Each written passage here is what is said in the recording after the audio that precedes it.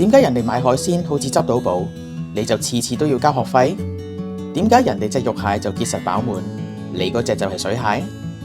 人哋買蝦就隻隻鮮甜，你就偏偏揀到死蝦？唔通買海鮮真係靠彩數？錯啦！今日話你知，買海鮮唔係靠運氣，而係靠你對眼同埋對手。今日大家一齊殺入旺角雅蘭中心3樓嘅稻香漁港市集，揾埋呢度嘅女漁王蘭英姐拜師學藝，再傳授俾大家揀海鮮嘅最強秘笈，由目測到落手實測，一次過教晒你揀5種極品嘅海鮮，以後去邊度買都冇人呃到你。避風塘炒蟹、椒鹽瀨尿蝦、果皮蒸鮑魚、白出海蝦，仲有油鹽水花甲王，真係諗下都想食啊！我哋即刻由魚缸出發，第一關揀咗隻大肉蟹先。首先揀肉蟹千祈唔好淨係睇大隻啊！漁王教落，首先要睇殼嘅顏色，深青色嘅先係夠老身、夠成熟，之後就要落下手捏下個蟹肚，要好似硬到石頭咁噶。最後就要捏下隻蟹尾耳嗰隻腳，如果連呢隻腳都夠硬身，入邊嘅肉一定係逼爆啊，絕對唔會係水蟹。入到廚房，師傅快狠準，手起刀落將肉蟹拆件。你可以睇到啲蟹肉仲係晶瑩剔透，完全冇縮水噶。再睇下啲配料，大兜到好似座山咁高嘅炸蒜酥啊，仲有乾辣椒、豆豉、蔥段等等。避風塘嘅靈魂就係呢種暴力嘅香氣組合，啲肉蟹一落鑊即刻變成橙色。金黃色嘅蒜酥同埋豆豉喺高溫之下逼出鹹香，每一件蟹肉都俾蒜酥死死鎖住。呢種鑊氣，隔住個芒都聞到香氣啊！呢碟避風塘炒蟹色澤金黃，簡直係藝術品。睇下呢隻蟹鉗，啖啖肉結實飽滿，呢種先係真正嘅肉蟹之王啊！跟住我哋揀瀨尿蝦，第一眼一定要睇佢喺水入邊夠唔夠生猛，跟住就要睇下佢條尾一定要撐開晒噶，咁先至係新鮮嘅保證。目測完之後仲要實測，用2隻手指夾住佢嘅身，見唔見到佢用力捲埋個身嗰種反抗力啊？呢種咁強勁嘅肌肉活性，就係瀨尿蝦肉爽口彈牙嘅證明。要整椒鹽瀨尿蝦，配料都唔少噶。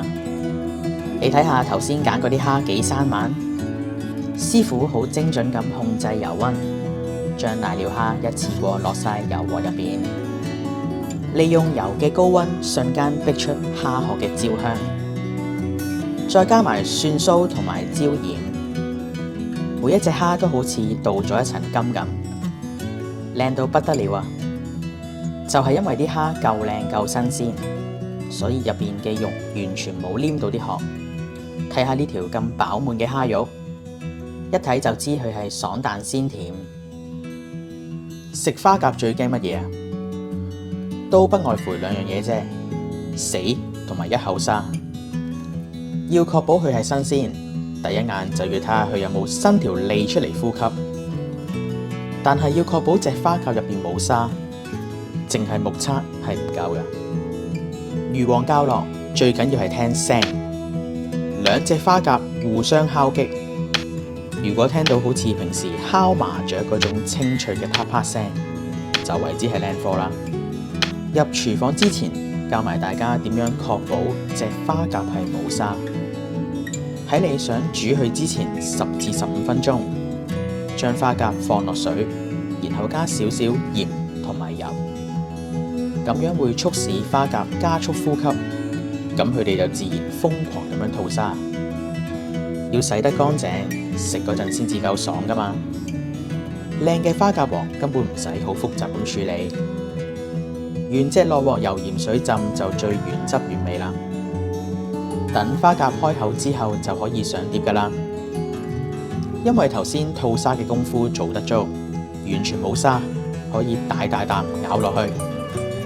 好唔記得飲埋啖湯同埋食埋啲粉絲，鮮甜嘅程度好似飲咗個海落肚咁啊！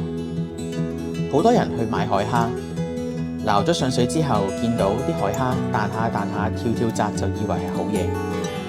野生嘅海蝦喺水入面好生猛，但一旦離開海水，性格就會變得好內斂，唔多點喐㗎。跟住記得睇埋個頸位，個連接位一定要係好緊密，冇發黑，先至係好嘢。跟住捏下佢個蝦身，有嗰種堅實回彈感，先至為之爽脆嘅蝦肉。所以一定要記住啊！撈咗上水之後唔喐唔代表佢死咗㗎。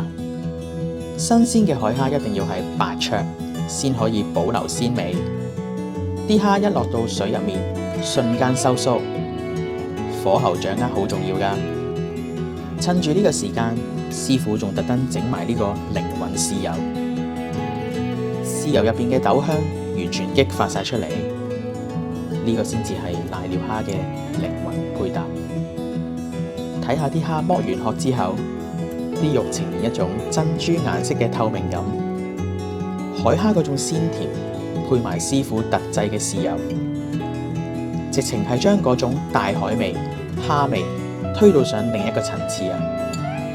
最後壓軸出場嘅係南非鮑魚。揀鮑魚唔係睇佢大唔大隻㗎，係最緊要睇佢有幾黐。啲鮑魚黐喺塊玻璃嗰度，黐到實一實，先至係靚嘢。跟住當然唔少得實測啦，輕輕撳下佢個包邊同埋包心，縮得越快，代表啲肉越結實。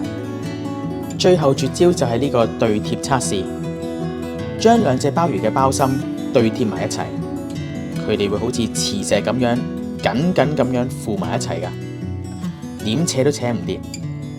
你睇佢哋吸得幾實，呢啲就係鮑魚爽口彈牙嘅保證。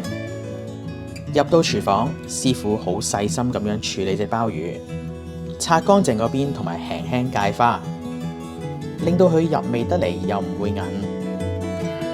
配料當然唔少得陳年嘅果皮絲啦。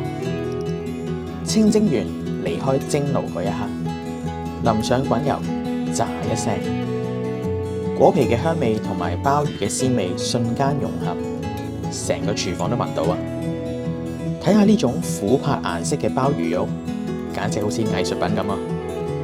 就係因為鮑魚夠新鮮，啲肉滑得嚟，亦都好彈牙，而果皮嘅甘香亦都帶出咗鮑魚唔同嘅層次感。記住魚王教我哋嘅吸力大法，下次你都要識得揀鮑魚啊！大家快啲記住呢套魚王秘笈。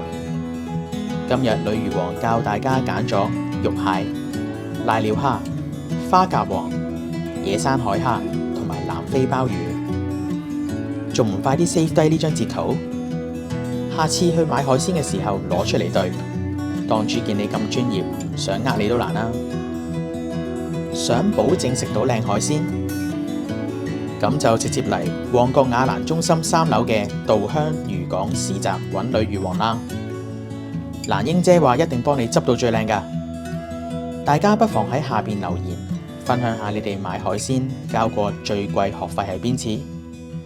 最後記得 like、comment 同埋 share 我哋嘅影片同埋頻道啊！